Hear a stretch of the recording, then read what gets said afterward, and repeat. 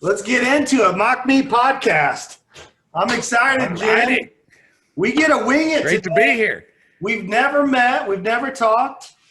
I was telling a good friend of mine, Zach Smith, he was the first podcast, and I said, it's tougher when I know someone, and it's easier when I want to learn about Jim Rutt. I've seen some of your stuff.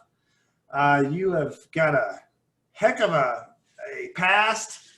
Tell me a little bit about your past. I know that you went to the Santa Fe Institute. I know you've got this intellectual community that you interact with. I take a lot of your content in. Game B. Let my audience learn about you. Yeah, okay. I was, a business dude for many years, from 75 to 2001. Did startups. Was a corporate executive. My last gig was CEO of one of the medium-sized internet companies. I wisely sold at the top of the dot-com bubble, and then I retired at the age of 47, and started a fourth or fifth career, depending on how you count them, as a science guy at doing evolutionary computation, using Darwinian evolution to let software write itself.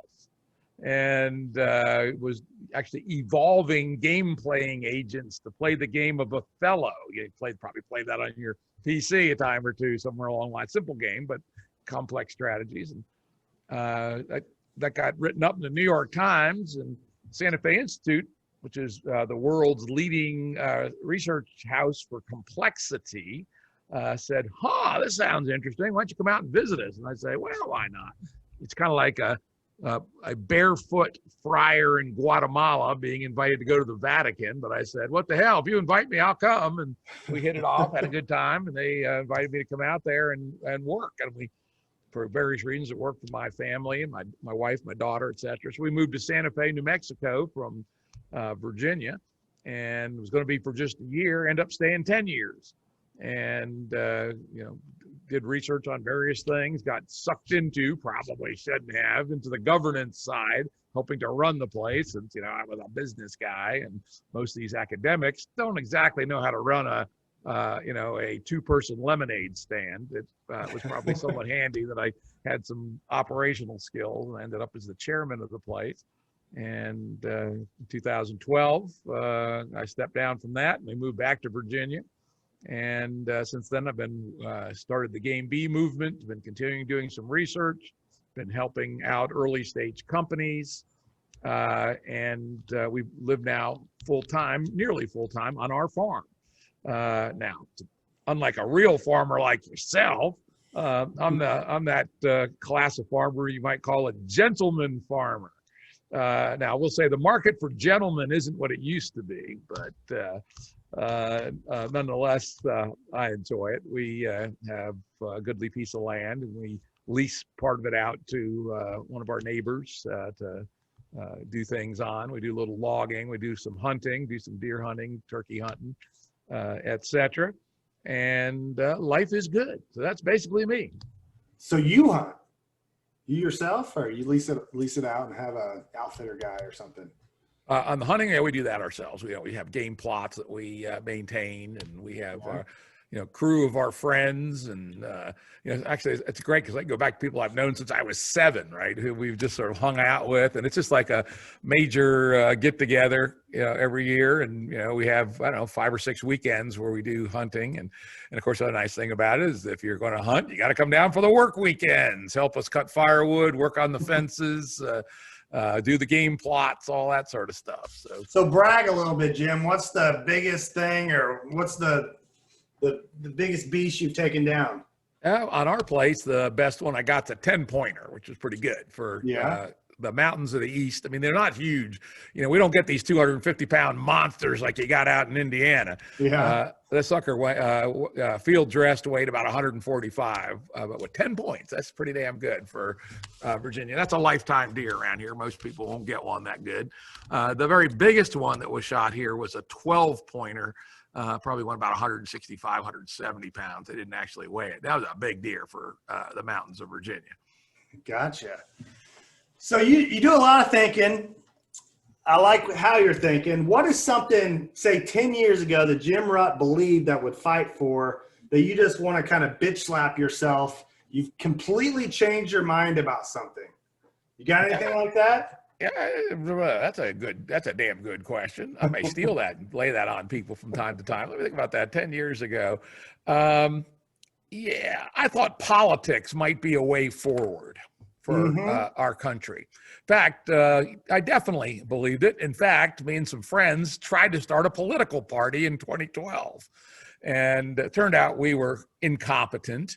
But even more so, I think we come to conclude that for a bunch of reasons, the political process in America is at a log jam, and it's really not clear at all how to move forward. I don't spend any time thinking about what we call game A politics anymore. It's a waste of time, morons to the left of me, morons to the right of me. So we're working on addressing what comes next in the way of a civilization from the grassroots bottom up. And, maybe someday we'll go back and see what we can do in the political arena. But for right now, I got no use for any of them. Thank you very much. That's a big change, big change. I was still optimistic that politics was a way to reform our civilization, but I don't believe it currently. But do you think, I saw a little bit of content about that. You kind of articulated that younger people really don't give a shit about politics. Yeah, and they hate political parties. You go out and talk to them about a serious idea for social reform, redoing society in a major way, they'll listen to you all day. They hate the society they've been born into, many of them, though interestingly, for entirely different and contradictory reasons sometimes. But as soon as you mention political party, they go, yeah, nothing worse, And, the reason when you do public opinion polling, politicians score somewhat below used car salesmen and just slightly above aluminum siding salesmen. And it's stronger with millennials than it is with any other age group. They just hate it. And if there was any other way forward, they'll take that instead. And that's why we decided to abandon the game B, the political party idea called the Emancipation Party, and start this game B idea. Yeah, I mean, I don't get into politics. I'm a libertarian. I just want to get someone who can speak on the stage, whatever that takes. And apparently you've got to get 5% of the vote. You're never going to win initially, and it's going to take several cycles to get somewhere in that realm. But anyway, I don't really want to get into the weeds and all that stuff. So what's the latest flavor you've got on your lips and tongue right now? What are you really thinking about first thing in the morning? What kind of industry are you working on right now? Yeah, one project I imagine would be of interest to you, and is one, right front and center for me right now, is that in the game B movement, a lot of it has been thinking up till now. But we're just now starting to say, all right, you've talked all you want, boys. And as we know, talk is cheap. It's time to put some of it into action. So there are 3 projects at least underway to build game B communities on the ground. Small. The first one that I'm helping out with looks to be about 25 housing units, 75 people or thereabouts. It would have its agriculture built in, so it would have a built-in farm, community-supported agriculture on the land. It would be self-sufficient, at least close to self-sufficient with respect to electricity, water. We would be capturing the sewage and processing it to be used on the farm. And it would also be a venue for starting new businesses and helping people live a good life relatively inexpensively. That rebuild community, because the high level game B there's a lot of aspects about game B, but one of them is that for both better and worse, what used to be the way we live, which was in face-to-face communities of a few hundred people typically, has been replaced by the market on one side, anonymous exchange, and the government on the other. We no longer rely on our community to make things happen. I will say that is not true where I live. I live in a very rural area. In fact, it's the lowest population density county east of the Mississippi River. So it's lower density than where you live.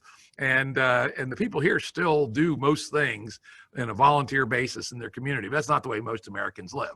And so a part of the Game Bee ethos is we have to rebuild what we call the meso layer, the layer above the family and below the government, as sort of the most important part of how we live the good life together.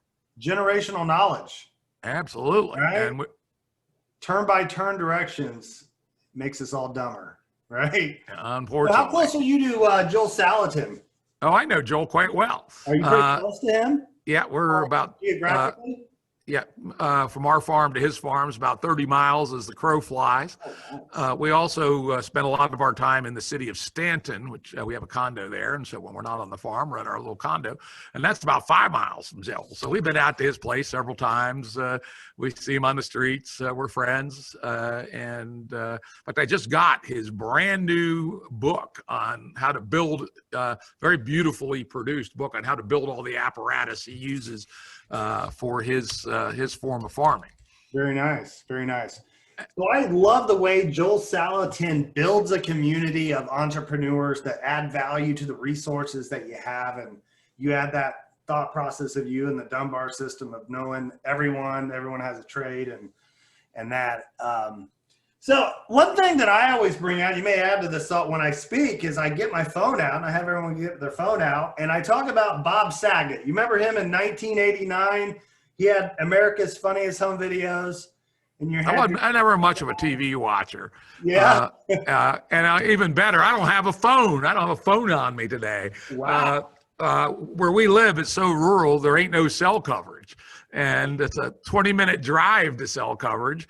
And so, yeah, I can make my phone work using Wi-Fi calling or something. But people, here, we just don't use our cell phones much, you know? Yeah. And so I don't generally carry it. So I don't even have one in my pocket. How about that? Well, if you would take all the stuff this thing does and took the valuation of it in like 1989, this phone does, replaces like $10,000 worth of widgets and gadgets and all that shit. Yeah, try more like 10 million. Yeah. It wouldn't have anything close to the capability of it, right? But, Joel talks about he likes to use technology. So you're merging this technological mind and to manage your resources in a more Darwinian way of the complexity and actually give value to that everything that is still on this planet is intelligent. Everything is going to be a product of its environment and kind of creating these symphonies. And if you know anything about me, I'm just kind of a mad scientist in that space of doing shit without going by the book. I don't want directions. I want to do shit. I want chaos and observe it and then kind of change the design and evolve from there. And I think me and you think similarly in that. I like you cuss. I like that you're blunt. So I want to give you the direction of where our conversation goes today. Dive into something that you're really passionate about that maybe is a little bit controversial. And let's just, eat the elephant one bite at a time here. Yeah, and actually, I did a little research on you too. I'd love to engage you on what you're working on. Actually, okay, all right. The constant canopy thing. I did some digging into that a little bit. So that was pretty interesting. Yes. So you want me to tell you a little bit about constant canopy? Yeah. Okay, so real quick, my background, I was a landscaper in my 20s after about 2.5 years as a sales professional.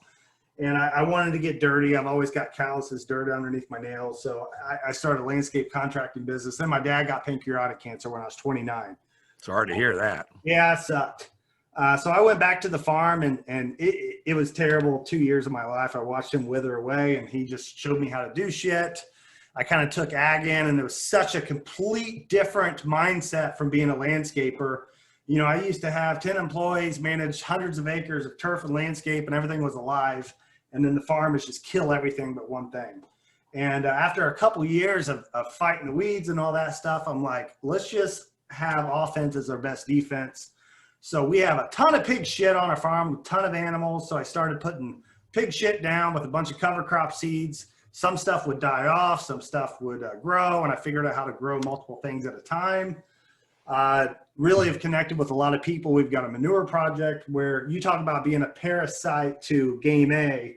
I think one of the things that we do is we take a lot of the carbon, like pig shit. Everyone thinks it's pig shit, but it's everyone's, corn and soybeans that are propped up with government subsidized crop insurance. And we can grab that resource, put it in venues with multiple crops, and create more value. So we bought a meat company, and now exactly what you're talking about. We just purchased a 90-acre property to basically have a permaculture utopia of rotational grazing, tons of entities from a brewery, winery, concert venue, all this stuff. And hopefully it all kind of merges together. But Constant Canopy is exactly what it says. Why are we trying to scorch earth when we could be growing things all the time?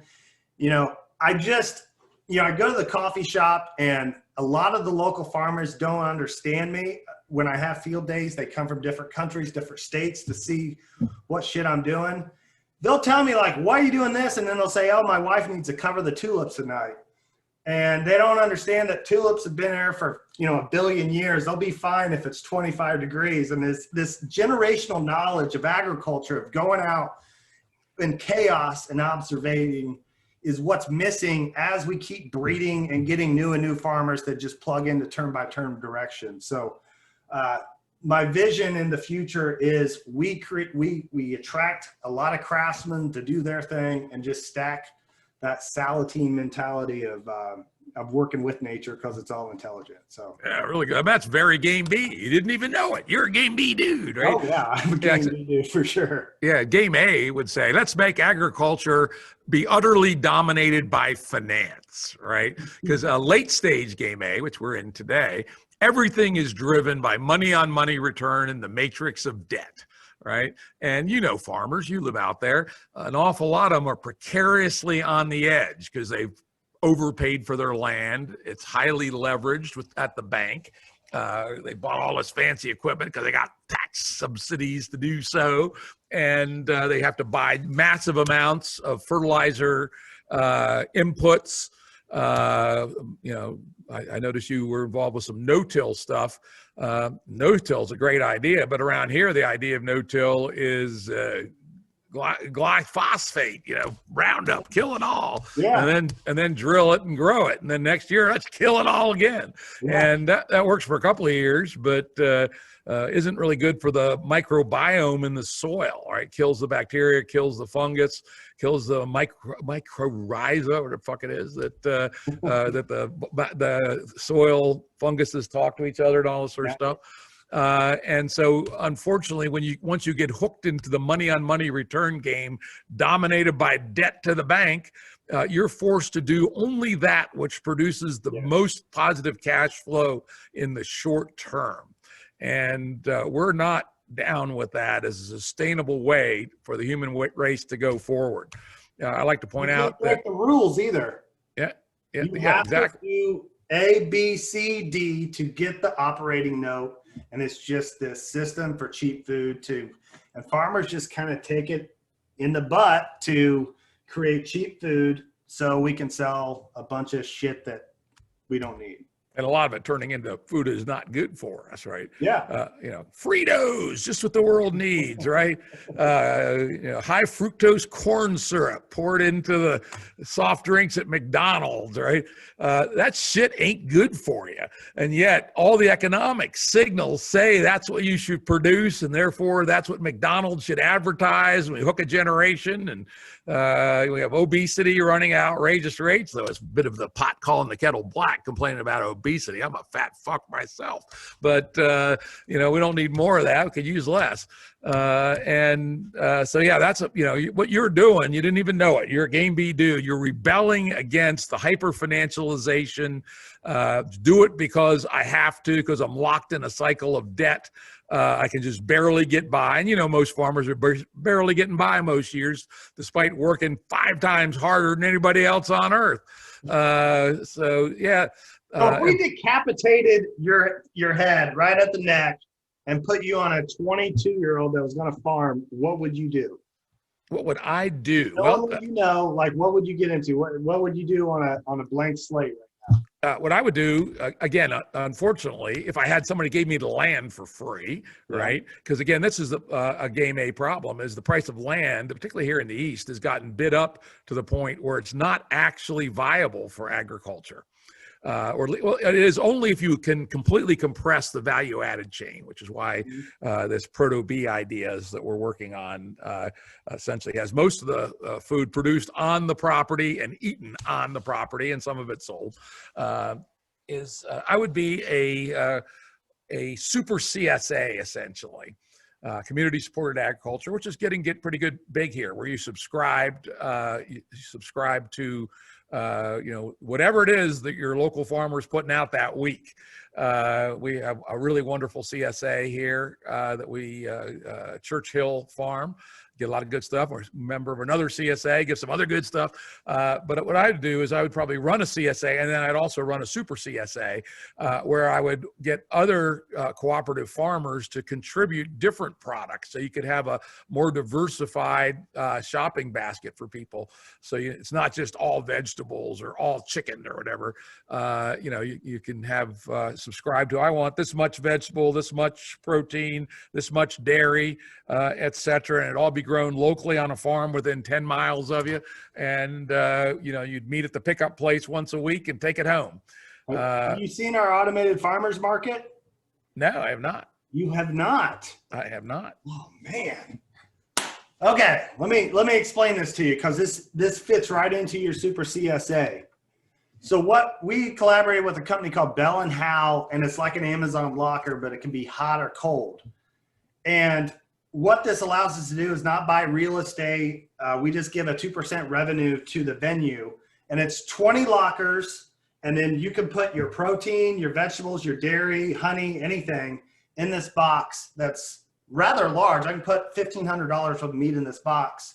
And then when we put it in the box, it sends a code to people's cell phones. They get a text message and an email and a QR code. And then they just pull right up to it with their QR code. They get their shit in 6 seconds and they're back in their car. Cool. Does this actually exist? Yes, it's existed. We installed it January 11th. We're getting exponential growth, and now we're going to go down to Indianapolis. Cool. Now, did you invent this thing, or did you find someone already had it? Well, I lost my father again to cancer. My mom's boyfriend works for Bell and Howell, so he's been telling me about this. They started putting it in a couple Albertsons in Chicago, and then we kind of took that design, called it the Automated Farmers Market, and then collaborated with all these different local vendors. And now we've got a plan to go to Indianapolis. And what's great about it is, from a financial standpoint, the problem with meat is you've got the box, you ship the box, you've got the bubble wrap, you've got the cold, you've got the time. So we can make— I don't know if you ever heard Joel. I don't know if you ever had Joel talk about this, Joel Salatin. He refuses to ship his product. Yeah.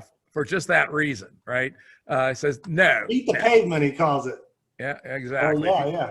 And nobody should ship meat, right? It's because it's nuts. Now, occasionally I'll buy some fancy prime grade brisket or something to cook on the grill. But in general, I think the idea of shipping meat around in small quantities is it's a luxury good for us rich folks, but it ain't going to scale to people who normally buy their food at Walmart. I can tell you that.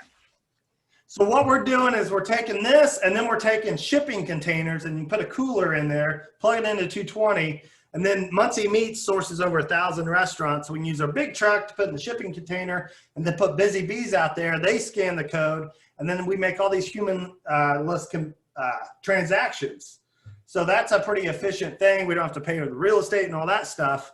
And then we have automated fundraisers.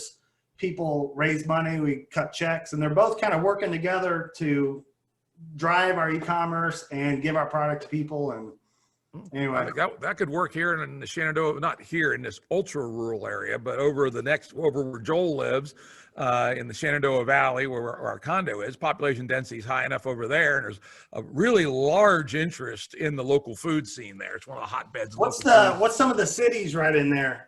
you mentioned Stanton, population 25,000. Harrisonburg, population about 45,000. Charlottesville, about the same, 45,000. Down the road a bit, Lexington, maybe 15,000.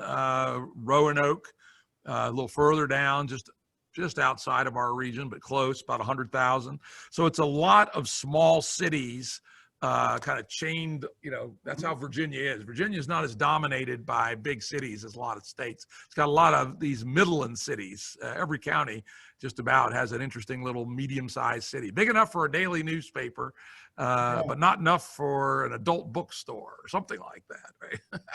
So what's parasitic about that? And then I'll get over it. But you find the Nile River or the Amazon, you find the Fresh Time or your supermarket, and then your prospects are the businesses around that. So you find where everyone's going, you go to that place and you say how much value you are getting for your parking lot right there. You find a billboard, you plug it in there, and you're going.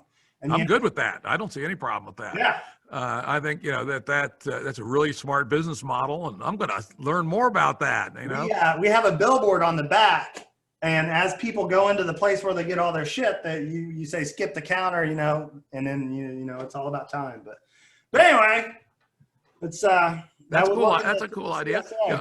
The other thing I read on your site was about your methane capture system. Yes. Is that real or is that a hallucination? No. So we just had a big whiteboard meeting this morning about another wrinkle of that, but we've procured about 100 million gallons of hog manure, and we've been working on this project about 2.5 years. COVID just kind of slowed everything down, but we're meeting with a congressman at that property about 2 weeks from now, and we think it's going to begin, but we haven't built construction yet. We've just got all the contracts and ideas and all that stuff together. So it's not fruition like the AFM, but it's going to happen pretty sure. Interesting. Yeah, around here, the main people that capture, well, there's actually two. One, our farm, for instance, we're a consumer. We're part of the nitrogen management plan for our neighbor who has a turkey house. And it turns out composted turkey litter is a really good soil amendment. Not only does it provide nitrogen, but it also provides phosphorus, it provides calcium from bits and pieces, the broken shells, and composted bones from dead turkeys that didn't quite make it.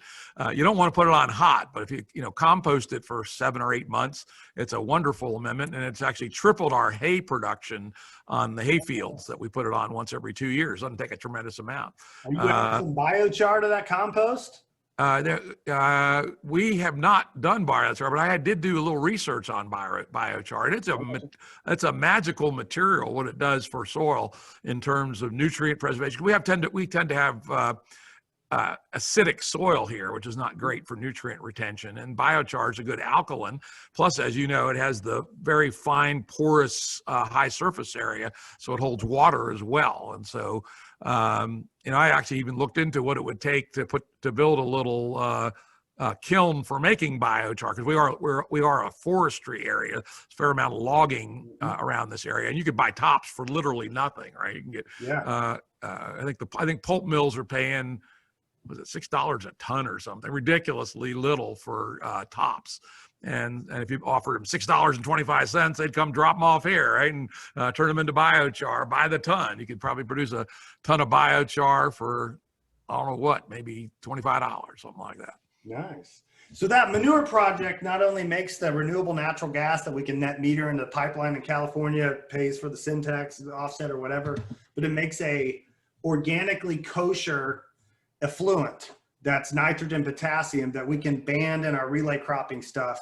And that's the problem with organic production. A lot of people put a ton of like turkey shit, chicken shit, a lot of tillage, and you end up getting a lot more runoff into the watershed as far as nitrogen management. And then you get the fish frogs with 4 eyes. And Virginia's pretty restricted on that. Everyone who operates a turkey house or a chicken house has to have a filed nitrogen management plan. How much are they putting on per acre? And you get money from the state to fence off your stream beds so that you don't put it too close to the stream beds, all that sort of stuff. But if you're not careful with it, it can be a real mess. In fact, my wife's involved, has been in the past, not right now, with the water quality testing efforts in the area where volunteers test about 10 different places on the river valley that we're in. And if we find somebody that's running off too much nitrogen, the Department of Department of Environmental Quality, DEQ, looks at that data and comes and figures out who the offender is. Gotcha. So the other part is biochar. At the end, the digested state gets cooked into biochar. So we turn pig shit into these 3 different projects. But the biochar is unbelievable what we can do with nitrogen management. You can take nitrogen fertilizer and coat around it to keep it from leaching away. But something like watershed, you can make biochar in your infiltration strips. So when that water comes through, it gets absorbed. We put it in hog barns that are pumping out the methane into the atmosphere, and we can take, biochar by itself is kind of like a lion. If we took it from the zoo and starved it for 2 weeks and then put it at Walmart, it would just eat people. It needs to be primed. So you can put that biochar at the end of a hog barn or something like that. And as the methane gets exported into the air, it primes and just, grabs all that methane. And now you have a much more valuable biochar product. So I've actually done some collaboration with a company called Dawn Equipment. And we made a biochar intercropping machine that would encapsulate fertilizer with seed and put it in strips and intercrop and all this other stuff. There's a lot. And then there's another guy that you really need to talk to in the biochar space from Southern Missouri. It's called Biomass Industries. And what he's doing, I heat my home with wood and I get ash. This will actually expedite the burn, so it just creates biochar. So you could have a lumber company and you source all these homes to cook wood that maybe we put pigs in the woods like Joel Salatin does. You put the pigs in the woods, you see the dead trees, you cut them down, you process it for people, and then you have all these people make biochar as a byproduct, and then you can do all kinds of stuff with the biochar. You can inoculate it and sell it as fertilizer, all kinds of stuff. But what he's doing is he's making these coolers. He can generate electricity. You can kind of go back in time in the 1800s and have these machines that make the biochar and then create steam energy and propel things instead of electric. Yep. Talking about heating with wood, we heat with wood as well. We got a good size central boiler outside furnace, and we got plenty of dead wood that falls. So we've been heating now for 30 years, all with wood. So and it's about that. It'll soon, about a couple of weeks. In fact, it's going to be cold tonight. It's going to get down below freezing again.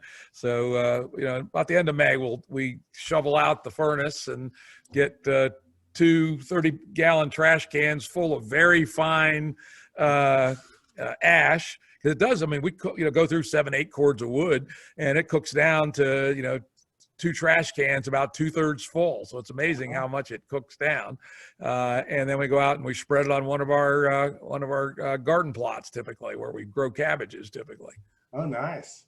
Yeah, if you would just take some of that stuff up before it gets to ash, it's just biochar, right? Don't you have to burn it in low oxygen or lack of oxygen for it to be biochar?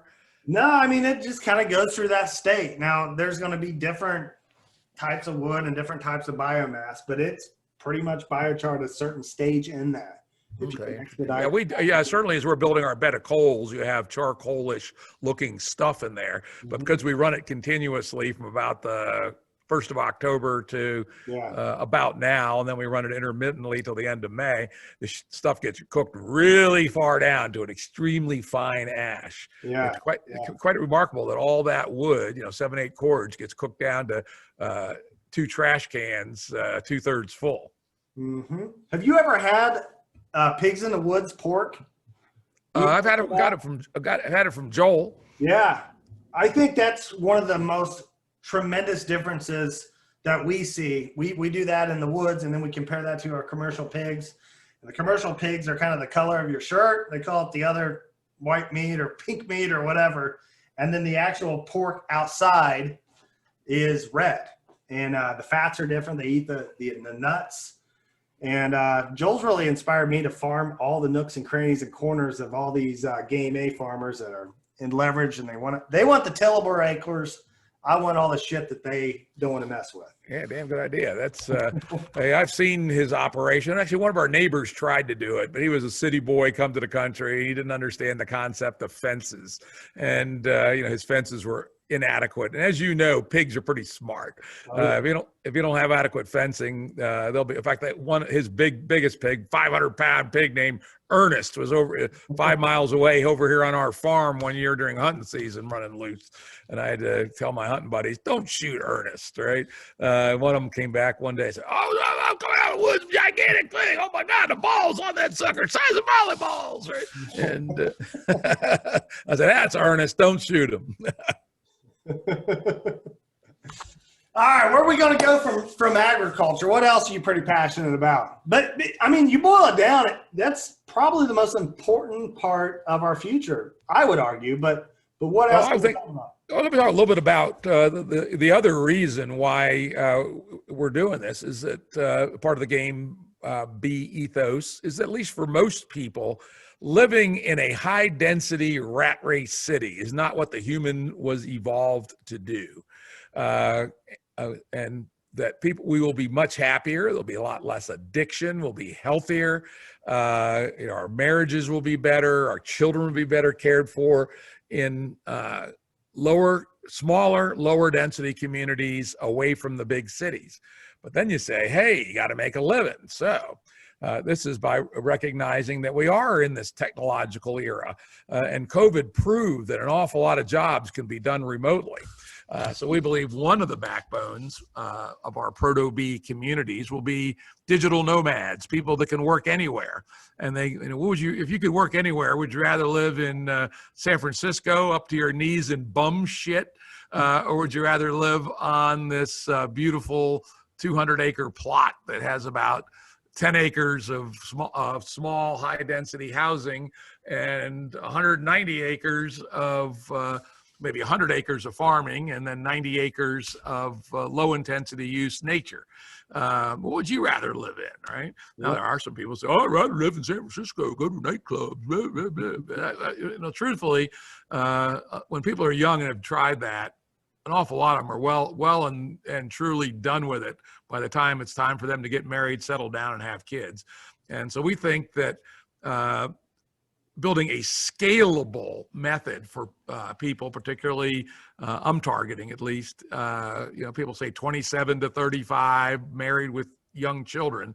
It's not going to be a hard sell, particularly if they can make a living, to get out of the rat race in the big city. We can probably provide a house for them for a nice house for $200,000. In the big city, 1-bedroom apartment in San Francisco, 1,000 square feet, mediocre building. How much? 750. Nope, million. Yeah. How about that, right? Yeah. What 27-year-old or 32-year-old with a normal job and 2 kids can pay $1 million for 1,000 square feet in a mediocre building? It's crazy. Yeah. So anyway, that's part, again, a big motivation for the Proto-Bs. And then the other interesting part is how are we going to link them together? In fact, the way you and I got connected was through Vance Crowe, really interesting guy. And he's turned me back on to virtual reality. And while it's be in on this. Yeah. And one of the things that we're considering for how to get our Proto-Bs to work with each other and how to do remote work even more efficiently is to at least use some virtual reality and so-called augmented reality, so that you can be you can kind of work with something hands-on and people kind of in a telepresence fashion, even though you're still living in this beautiful rural, high-quality, low-density community. So we're working on all those things. And I will say, we don't have the answers. We have the questions, and we have some approaches. And as you say, a step at a time, try it. If it works, do more of it. If it doesn't work, do something else. I call that somewhat, the $50 word category, a empirical approach, right? Mm-hmm. That we don't have ideology. We have ideas. We try them, but we hold our ideas lightly. If they don't work, we abandon them. We incrementally improve them over time, and try to discover the way forward that way. Mm-hmm. That's been the big challenge for someone like myself and Vance that really need to bring emotion to whether we're trying to sell something or articulate an idea. And you get the mask, and now you're on Zoom. I hope you're not wearing a mask in your own home, but that's something that virtual reality kind of emulates is facial expressions and stuff like that. I personally have never done it before in my life. Is this something new to you, or is this something kind of you've been jacking around with the last 5 or 10 years? Well, as a tech dude, I always follow what's happening, right? And I actually fiddled with VR a little bit in the mid-'90s. So that was a long time ago. That's kind of like Demolition Man. You remember that? That was sex. You remember that part of the movie? No. Sylvester Stallone and what's the chick? But that she said, let's have sex like an hour into it. And they put the little VR and he threw it off and he's like, what the hell is that? Actually, a friend of mine coined the expression dildonics for virtual reality sex, although, of course, with the appropriate appendages as well. A guy named Howard Rheingold coined that term, dildonics. But yeah, they were talking about that sort of stuff in the mid-'90s. And do we have a chance if everyone gets $600 a week plus their unemployment and then they have VR porn? Yeah, that's the end of the world, probably the end of the world as we know it, right? In fact, I'm an old fart, but I do not believe that 11-year-olds having access to triple penetration Ukrainian porn is a good thing for the human race. I can tell you a little story about that 11 years old. When I was 11 years old, me and my good buddy Billy Wade, in the summer between 6th and 7th grade, he had a somewhat reprehensible uncle who was like a retired merchant marine or something. He was getting ready to move. And he said if we'd come over to his little house, he'd give us his dirty magazine collection, right? And here we were, 11 years old. He lived about 3 miles away, like 95 degrees, hot and humid as it is on the East Coast in the summertime. So me and old Billy, we walked 3 miles over to his uncle's house, and he gave us maybe 15. These days they'd be PG-13, kind of titty mags. 1960-ish. That would have been 1964. Okay, yeah. And we put them in our backpacks and hiked back home. And of course, we certainly didn't want our parents to know we had these, titty magazines. And so we found an abandoned milk box. You're too young to remember even what a milk box is. It used to be they delivered milk to your house and put it in this little refrigerated box. It was like aluminum with some insulation. Yeah. So anyway, we had our collection of dirty magazines in the woods in the milk box that we buried. And I said these are like PG-13, just titty magazines basically. So if an 11-year-old would do that for a few titty magazines, what kind of reaction do they have to be able to just click and put up the worst, disgusting, vile porn imaginable? That cannot be good for the 11-year-old male brain. Yeah. Numbs them too. And that's the problem. Yeah, and they get a completely wrong idea of what sex is and what women like, and what is, how does sex fit into the real human social life? If the country made me dictator for 15 years, it'd be a damn good idea. I'd ban porn off the internet, frankly. I'm a libertarian. I'm sort of a libertarian. I certainly was a net libertarian back in the day, when we were building all this shit.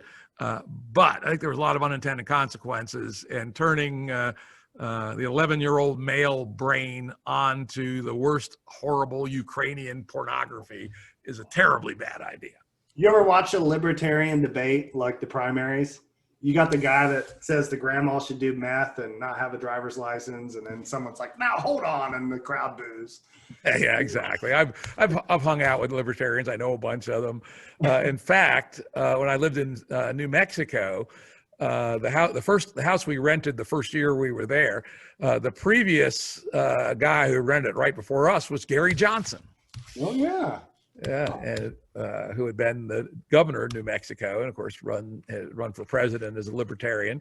And he's kind of a sensible-ish libertarian. Now, he doesn't want grandma snorting crystal meth and driving around without a driver's license. But on the other hand, he wants relatively small government. He wants legal marijuana. What's wrong with that? In fact, he's not a bad fellow overall, though I think he's a little naive on that big business and particularly big finance have too much power in our society. So that's where about 1994, as I started learning more and more about how the world really worked, realized that libertarian made perfect sense in 1776, when the biggest business in America was a shipyard in Philadelphia that employed about 90 people. Because the asymmetry between the size of the business and the size of a family, say a family farm, was fairly modest. Maybe it was, 20 times bigger. Today, how much bigger is Amazon than a family farm? It's like a fleck of salt in a swimming pool. And so the astounding power of money and really big business is just too goddamn big. And so the true libertarianism can't work under the influence of gigantism. At least that's my view. I get it. Yeah, there's definitely some flaws. That's been part of what we're trying to do with our small businesses is just, corporations have little alligator arms and they can't do a lot of shit that we can, the small guys. And, the thing that bothers me is the government subsidized crop insurance and kind of the propping up and the what we're doing as far as stopping innovation in America left and right with all of these programs is my main. How about here's one that's probably the worst in terms of just probably the worst public policy we have, and that's saying something, and that's the ethanol subsidies. What is it? 40% of our corn crop is now going to ethanol. If you actually do an honest accounting for carbon, if you look at the inputs to grow corn and to process it to ethanol, etc., it's as bad as oil. So why would you be coupling the energy and the food markets together, further depleting the soils, further pushing everyone to the limit of fertilizer and herbicide use to produce this worthless product called ethanol? This is the worst. That's saying something. Certainly it's the worst public policy in the agriculture space, but it may well be the worst policy in all of our goddamn democracy. The Band-Aids just get bigger and bigger and bigger and bigger. And that's one of them right there. And of course, this is, I forget whose law, one of these, somebody's law. Once you have this large group of people up and down the chain, the farmers, the feed, the fertilizer dealers, the distillers, everybody else, all, kind of making their living in this value chain, you threaten to take it away and they scream like a pig stuck under the bottom rail of a fence, right? Yeah. And so it never goes away. So I hate going here, but you surely watched the news yesterday. Nope. You didn't watch the news at all? Nope, I don't watch the news. Fuck okay. That. All right, I don't much, but I was going to take your take on the way it was kind of managed there. Yeah, I do look at the news online once or maybe twice a day.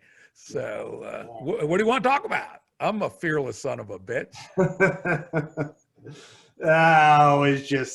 I won't go there. It was just kind of making someone a hero there, and that story was complex. I think. Was this Minneapolis stuff? Yeah. No, our mass media don't believe them. That's just like bad stuff. They obviously have a highly prejudiced political agenda they're trying to ram down our throats. And in fact, we talk about laws. There is a law. It's called Murray Gell-Mann's Law of Media Amnesia. How about that for an odd name? Turns out Murray Gell-Mann is one of the most famous physicists of the 20th century. He's the one that invented quarks or discovered quarks, and he has a Nobel Prize. And I actually happen to know him quite well. He just recently died, but a brilliant dude. And he was at the Santa Fe Institute, one of the founders of it. And he had long before I knew him, this law named after him, where he pointed out that those of us who've had dealings with the press, and I've had several dealings with the press over the years, mostly in business matters, we always find that when you read a story that you were personally involved with, 90% of everything in it's wrong, right? Even if you almost read the story off to the reporter for them to write down, it's always 90% wrong, total shit. And yet, despite that personal experience, we tend to still believe what we read in the media or watch on TV, even worse, when we should know that it's all bullshit. And lately, it's been even worse. This with just in the tank propaganda for one point of view. Yeah.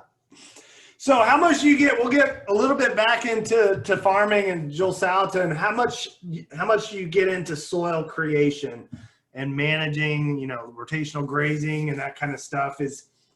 We do it. Our farm, we run it as sufficiently low density. We don't have to worry about it. We mostly run hay. Mm-hmm. We do a little bit of cattle now and then. We do some cattle now and then. We do a little bit of corn if the bears don't eat it.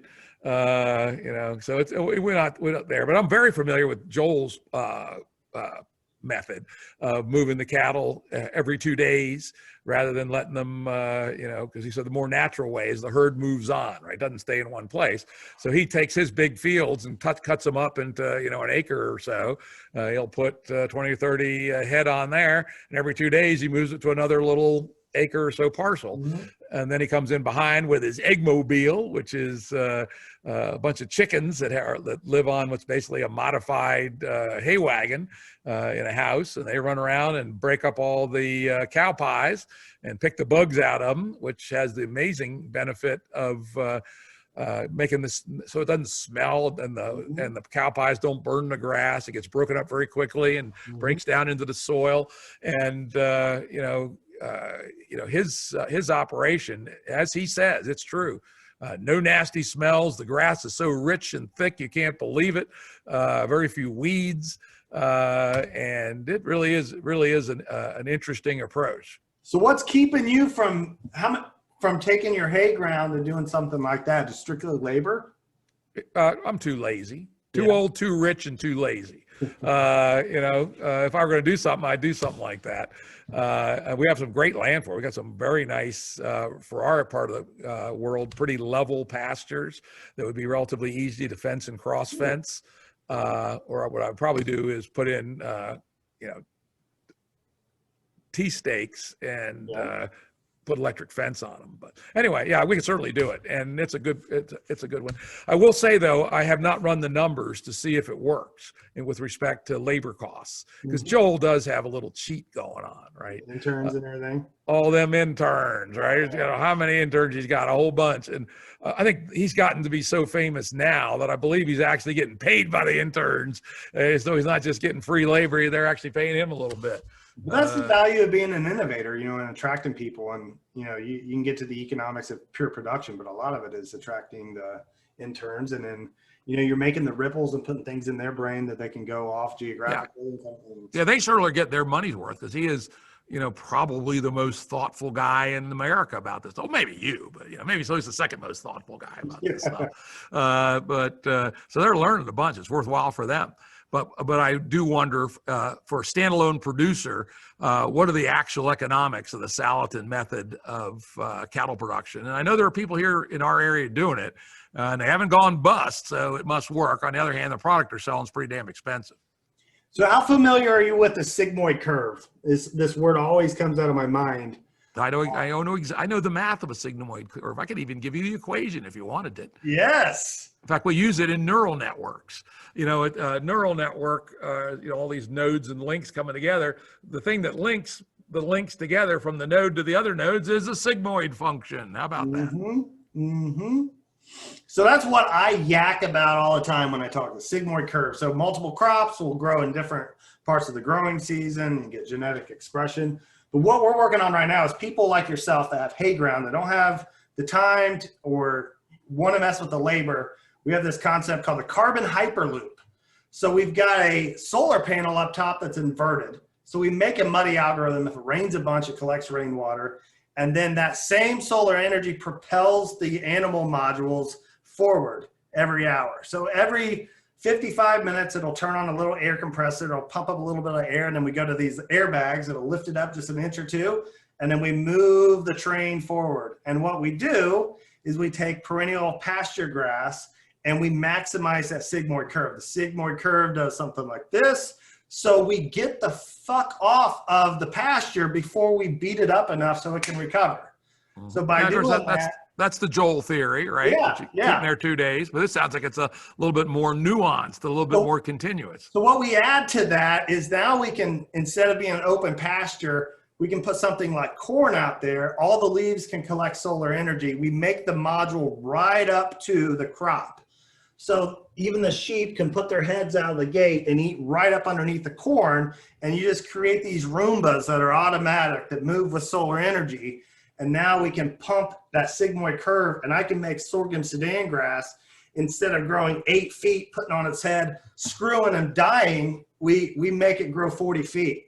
So now you get the deep roots in there, you pump more carbon in the thing. And what we're trying to do is get in exactly what you were talking about with the communes or these integrated farms, buy real estate outside metropolitan areas, create, a vineyard, hops, all these different crops, run the animals in between.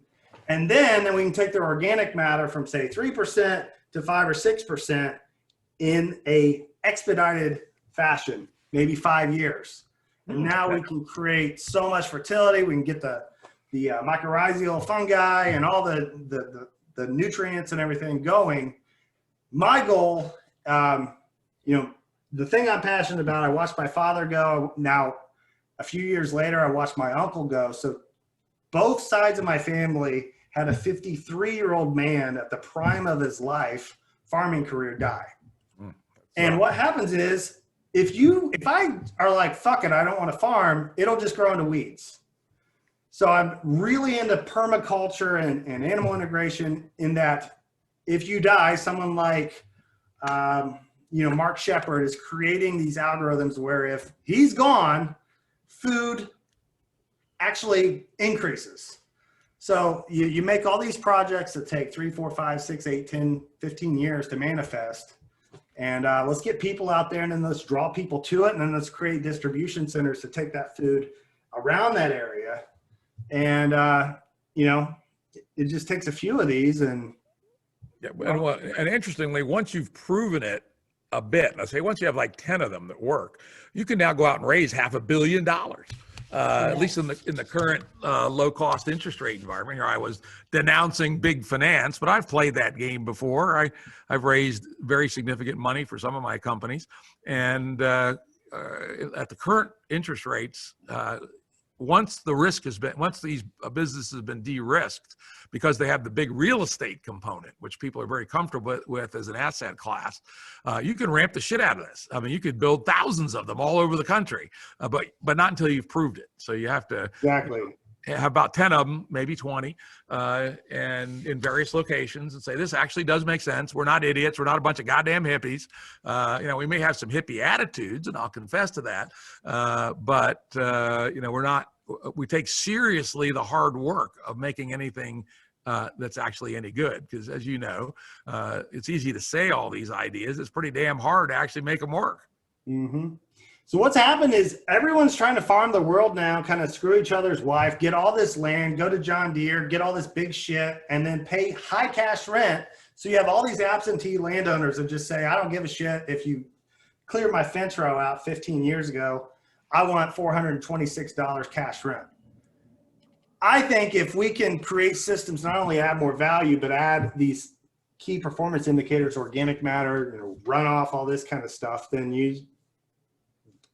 we'll get places and outcompete corn. And here I'm going to say something radical, though probably annoy the piss out of the Indiana libertarian farmer.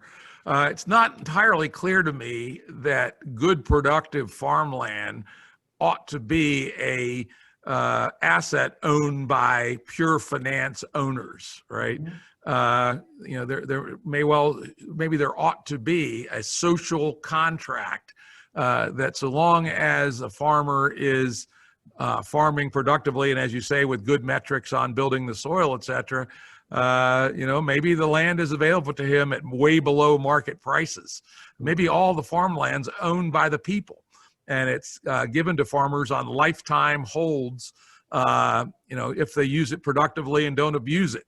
And some way to pass some of that value on to the next generation. But as especially in places like Indiana and Illinois, Iowa, a lot of the prime farmland is being bought up by real estate investment trusts and turned into a pure financialized commodity. This is about as late stage game A as it gets.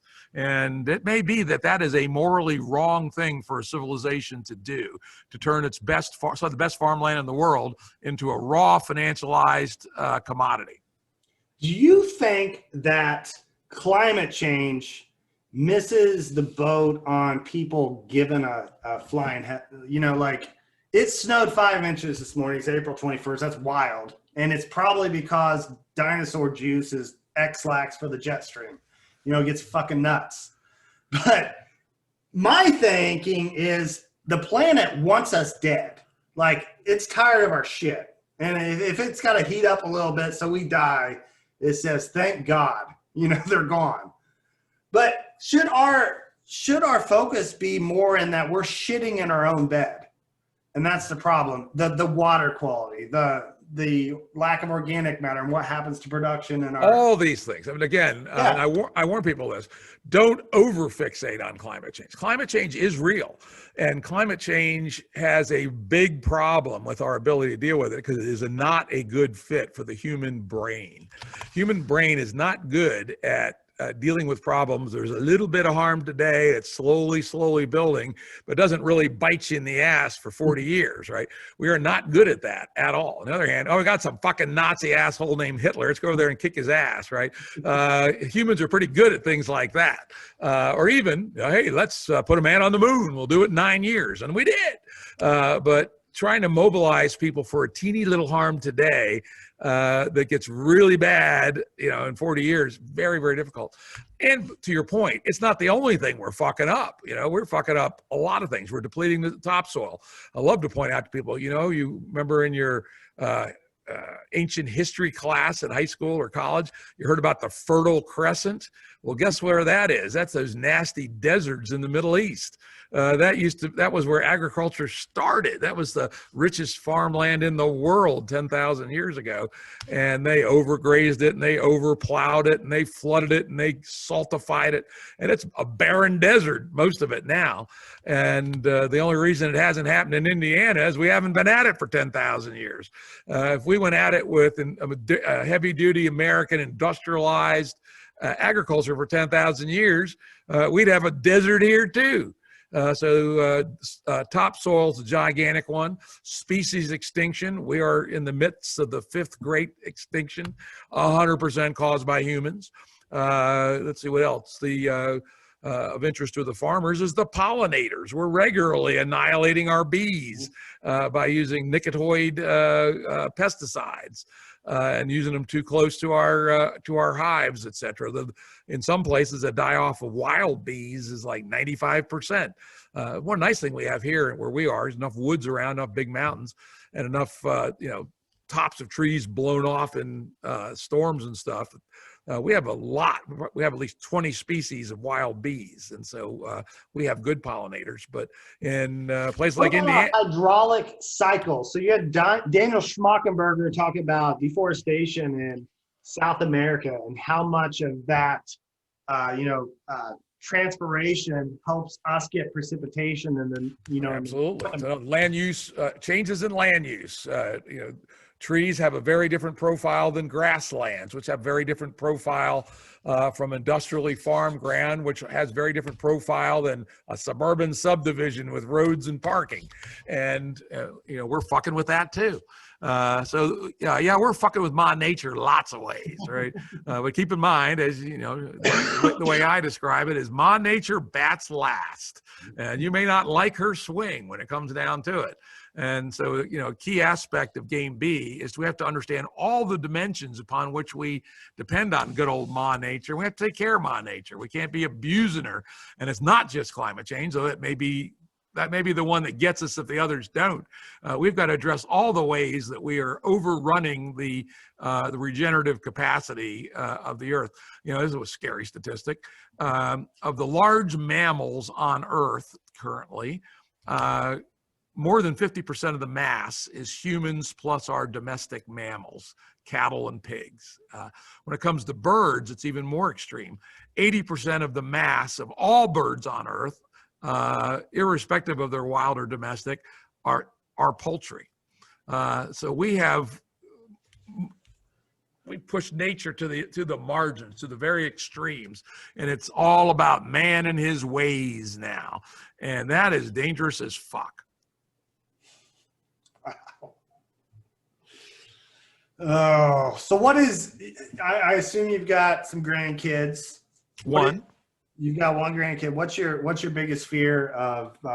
When you're worms in 50 years, maybe hopefully you live longer than that. What's your biggest fear of what's going on then? Oh, the problem is there's so many. We call it in the Game B world the meta crisis. It's not one crisis. We talked about climate change, but seven or eight or other environmental limits that we're pushing up on. Depletion of topsoil, although that won't kill my granddaughter. America's got plenty of topsoil for now. But if we don't stop our ways, that'll bite us in the ass at some point too. But another one is just the madness of our society. What we call the sense-making crisis. I've spent most of my working career building this damn thing called the internet and the stuff that came before the internet. And we thought we were doing good for the world. I think in net we still are. But what has emerged in the last 10 years has been a form of information propagation and discourse, which literally seems to have driven us crazy. Just look at what we talked about at the beginning of the show, politics. Politics wasn't like this when I was 15.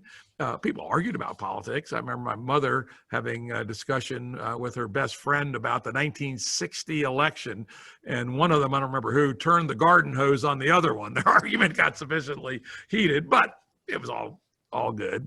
But now it was a recent article in Science, which is the most prestigious scientific magazine in the world. This was a very high quality bit of survey research. In the United States now, most parents would be more upset if their child married somebody of a different political party than if they married somebody of a different race or religion. So our hatreds around race and religion are now not as large as our hatreds around politics. How did that happen? And I'd argue it's really bad information ecosystem. What was the movie that Daniel was a part of that was about social media and the algorithm? The left off more and the right off. Yeah. What was that movie called? Called The Social Dilemma. Did you have any part of that? I was informally advising them behind the scenes. My friend Tristan Harris. At the time when they were putting that together, he and I and a couple other folks were chatting once a week, and I made several bits of input which informed the movie, though I was not. This is the shit that I deal with every day, and I love everyone in my community, but I go to the coffee shop and they're just hardcore Fox News. They just regurgitate the shit, and if I don't agree with them, then one guy called me a snowflake the other day, and I'm a libertarian here, and I'm just. Can we just not agree that what they were arguing was when people were writing that if you would just pick the people off, then it would be over. And I'm like, well, how's it going to be over? And anyway, the lack of listening that's going on with these groups, it's, and both sides. I mean, we got the QAnons and the Fox News nuts, and then you got the wokey nuts on the other side. Both of them are not living in reality. A lot of bitching with no solutions. Yeah, and not being empirical. That's my $50 word, empirical. Let's look at the data. What does the data tell us, right? It's but both sides are guilty of not only not looking at the data, but refusing to look at the data. Try to talk a Fox News person to walking through the data on global warming with you sometime, right? Ain't going to happen. Try to get a wokey to go through looking at the statistics. Are black people actually being targeted by the police? The data seems to say no. But you take them through that data. Oh, you're a racist motherfucker. And I go, no, I'm not. I'm an empiricist. Let's look at the data. And if we could just learn to say, I don't know, or let's look at the data, or what does the evidence say, and not hold on to our tribal positions. And this is what has happened. This is where this polarization, we no longer think. We are just tribal reactors. That's the problem. Like when you say, you racist motherfucker, or any 11-year-old that's looking at porn and jerks off all the time, we're losing that ability to argue, and convey our points. That is, to me, is what is our most dangerous thing as we go forward. Yep, I would put it on high on my list. It's good to watch a hockey game and literally beat the fuck out of each other, or a baseball game. Someone hits someone in the head and he runs out and they fight with the pitcher. It's good to have this shit happen. It keeps things sane and balanced. And that, to me, is what's going to blow the world up, or whatever the hell's going to happen. Yeah, the formal name for that in the study of social media platforms is the filter bubble, because the damn things, because they're advertising driven, just give you what you react to most emotionally, and it turns out the way many people operate, they want to see controversial shit about their enemies, right? So hence QAnon. All them Democrats, they're pedophiles, god damn it. And the wokies, all them white people, they're racists, right? And both of them are full of bullshit. Neither of them are true, but that's exactly what presses your button. So if your way you get your information is through social media, you're going to self-select to get that kind of inflammatory information about your enemies. And Zuckerberg hasn't intentionally done this. He's just said, I got AI machines that will see how I can sell the most advertising to people. And the emergent result are filter bubbles of just this sort, which lead to stronger and stronger polarization. And you're right. I don't know if it's number one, but I put it in my top three. Of soybeans after soybeans after soybeans after soybeans. It's the evolutionary result. Yep, exactly. Hey, all right. We pretty much talked about junk shit here the last 15 minutes. Let's end it on a somewhat of a more meat and potatoes note here. Alrighty. You got anything that's a little pure, a little bit more that you want, a little rabbit hole you want to go down? Yeah, this is a big one, which is the longer term implications of technology and AI and all this if we don't kill ourselves in the interim. We have the potential as the human race to finally, after many millennia of talking about it, building something like a paradise on earth. Much of the ball-breaking work of the world that gets done will be automatable between now and the end of the century. The self-driving car is going to be a gigantic watershed to show what's possible. That's turning out to be a harder problem than people thought it was. Remember a few years ago, oh yeah, we'll have fully automated cars by 2021. Well, it's 2021. Where are they? They're still a ways off, but 10 years they'll be here. But this will get better and better at an exponential rate. And if we're smart enough not to destroy ourselves by 2100, we'll have a very high-class problem, which is, what is the role for most humans when work is no longer necessary? Mm-hmm. And again, in Game B, we're aware of that. We think about that. And we actually focus on the fact that people probably need to start to learn to gradually work less and less each year. Unless you're an entrepreneur and you really enjoy it, right? But most people aren't as lucky as you and I have been, which is to do what we want and what we love most of the time, even though we cuss it sometimes. But people need to learn to facilitate other aspects of their life. If we look back at human history, deep history, our forager ancestors, our hunter-gatherer ancestors, if they lived in an area of reasonable richness and it wasn't overpopulated, worked on the average of 2 hours a day. And they spent the rest of their time doing handicrafts, singing, fucking, fighting each other, either symbolically or for real. But they found a way to fill the hours.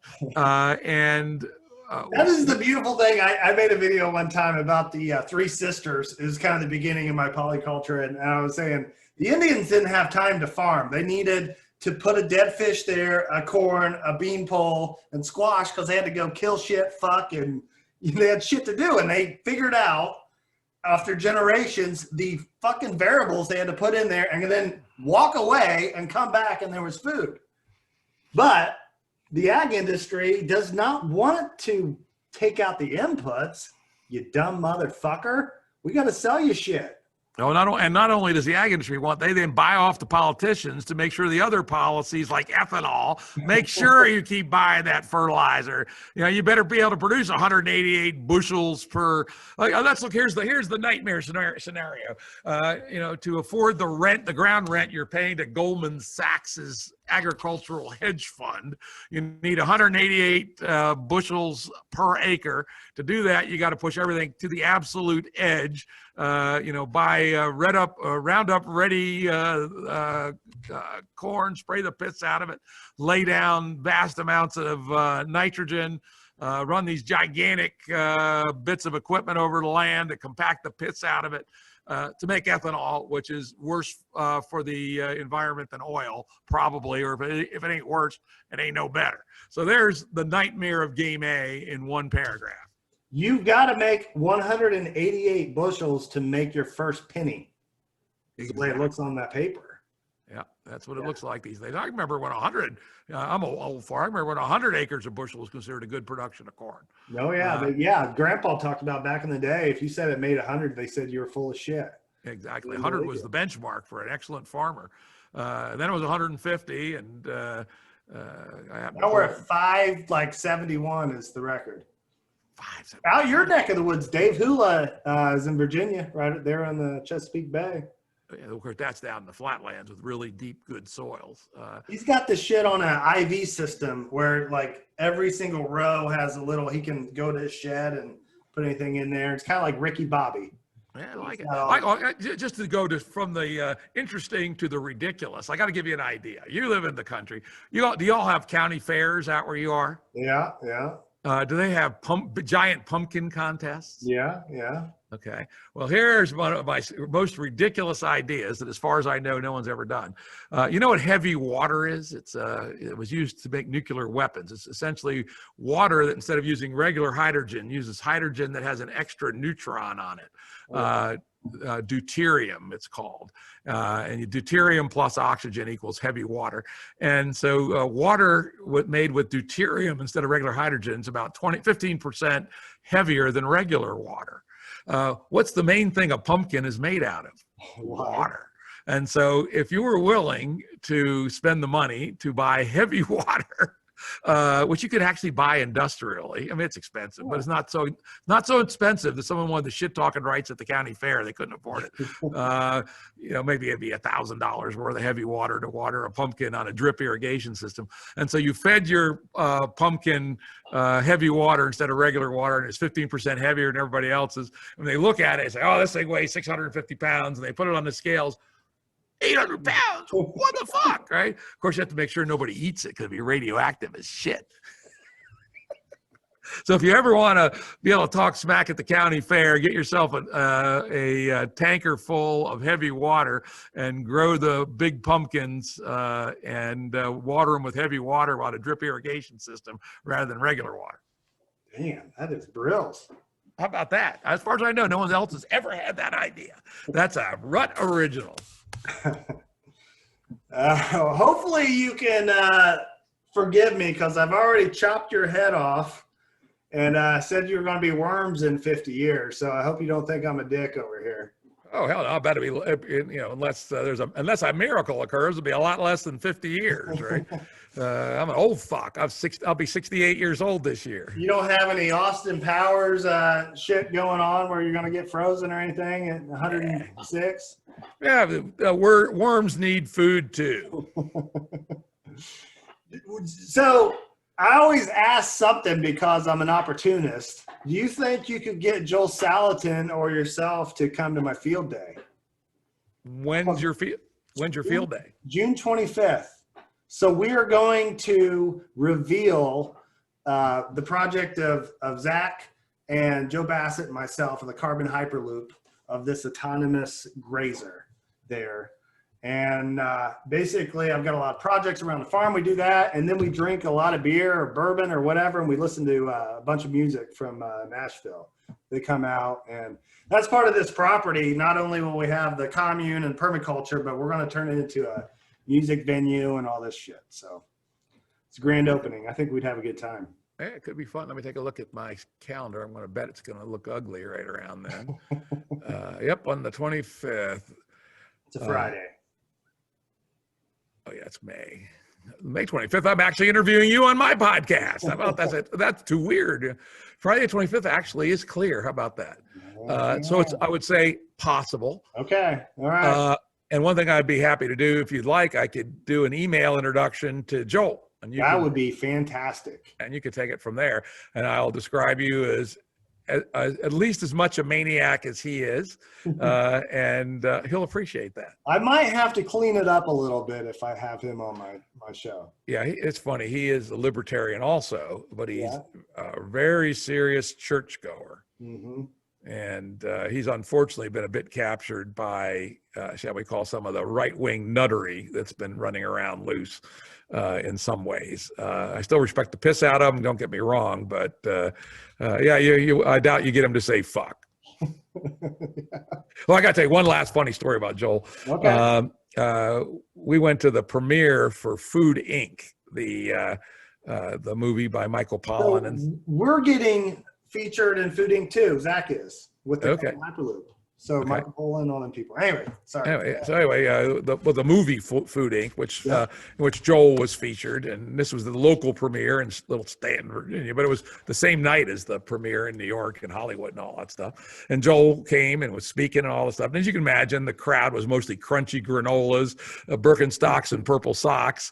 And as he's talking about all this local agriculture stuff, all people are eating it up. And then he starts to pivot towards libertarianism, gun rights, and the church. And you could have heard a pin drop. Mm-hmm. Like it. Yeah, that's what I love about Joel is he is who he is. Yeah. That's all we can ask, right? It'll take me a day or two to dig up his email. I don't have it handy, but I know I've got it someplace else, and I'll at least consider the possibility of coming out to your field day. I try to avoid travel, tell you the truth, but I'd have to drive. I sure shit ain't getting on a plane these days, all the plague people, even though I have had my two shots plus 2 weeks. So in theory, I'm good to go. It all depends on You've had both? I've had both. Yeah, I'm between 1 and 2. That's good. Yeah, frankly, how it'll play out will depend on how the variants interact with the vaccines, because the variants are on the rise big time. And if the variants can defeat the vaccine comprehensively, then we're back to ground zero. But it's probably not the case, but it'll take us a few months to figure out where we're at. And I ain't getting on a plane until we figure this all out. So you need a little chicken shit on your lip every morning and you'd be good to go. Yeah, how about that? We got tons of turkey shit on the farm instead. All right, well, we'll wrap it up there. I enjoyed it, Jim. And so May 25th, then we'll switch roles and we'll be on the Jim Rutt Show. Looking forward to that. Yeah, that'd be a lot of fun. That will be a whole lot of fun. I can tell we'll have a good time. Heck yeah. All right. Thank you. Thanks. It's been good. You've been great. You're a great host. You keep things lively. Keep moving along. You kind of do the same thing. So I enjoy your show. So I think that's why Vance said, "Oh, you two guys got to talk. You'd love it." And I can see why he introduced us. So Awesome. Awesome. all right, be good, and we'll talk to you soon. All right, take care, Jim. We'll see you. Bye-bye.